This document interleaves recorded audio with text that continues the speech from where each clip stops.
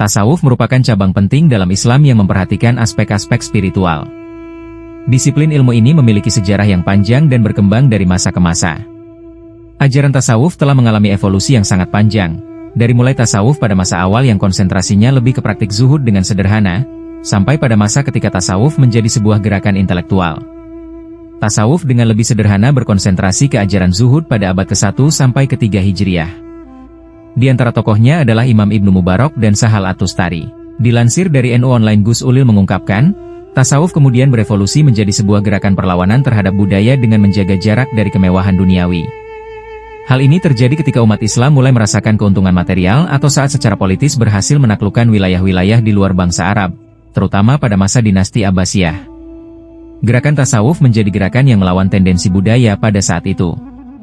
Tasawuf sebagai praktik yang menjauhkan dari hal-hal duniawi untuk mendekatkan diri kepada Allah Azza wa Jalla. Di era berikutnya adalah tasawuf berevolusi menjadi gerakan yang mulai konsen pada intelektual. Hal ini terjadi ketika perkembangan pengetahuan di dunia Islam terlihat begitu pesat.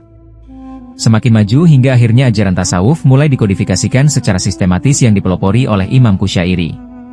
Berikutnya banyak ulama yang menulis kitab-kitab berkaitan dengan ajaran tasawuf hingga muncullah Imam Abu Hamid Al-Ghazali yang dengan menghimpun penjelasan ulama-ulama sebelumnya, ia menulis kitab Ihya Ulumuddin dengan corak tasawuf amali.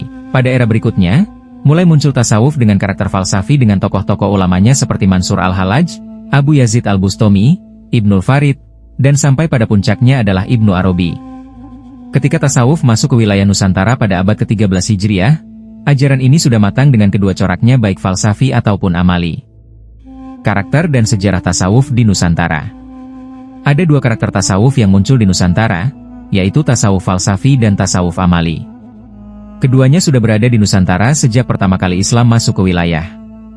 Di antara buktinya dengan keberadaan kitab At-Tuhfah Al-Mursalah karya Al-Burhanpuri, Insan Kamil karya Abdul Karim Al-Jili, Ihya Ulumuddin karya Al-Ghazali. Tokoh-tokoh penyebar ajaran tasawuf abad ke-16 sampai 18 diantaranya adalah Syekh Hamzah Al-Fansuri yang merupakan ulama pengamal tarekat dan terkenal dengan konsep tasawuf falsafinya dengan istilah wujudiyah. Selain Al-Fansuri, ada pula Syekh Syamsuddin Al-Sumatrani yang merupakan ulama pelopor ajaran martabat 7. Al-Sumatrani juga dikenal sebagai mursyid tarekat dan seorang tokoh yang gigih dalam melawan penjajah, termasuk dalam peristiwa perlawanan terhadap Portugis di Malaka. Berikutnya, dilanjut dengan Syekh Abdul Rauf Al-Singkili yang meneruskan penyebaran ajaran martabat 7 hingga berkembang pesat di Nusantara.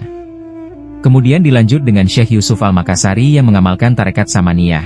Pada abad ke-19 Masehi, praktik tasawuf mulai mendapat pengawasan dari Belanda karena ajaran tasawuf, tarekat, dianggap bisa membahayakan eksistensi penjajah di Nusantara.